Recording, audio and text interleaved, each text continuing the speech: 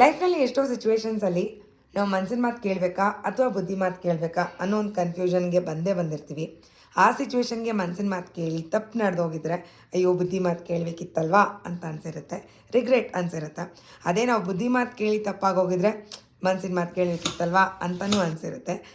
ಏನಿಲ್ಲ, ಮನಸ್ಸು ಎಮೋಷ್ನಲ್ ಆಗಿ ಥಿಂಕ್ ಮಾಡುತ್ತೆ, ಬುದ್ಧಿ ಲಾಜಿಕಲ್ ಆಗಿ ಥಿಂಕ್ ಮಾಡುತ್ತೆ.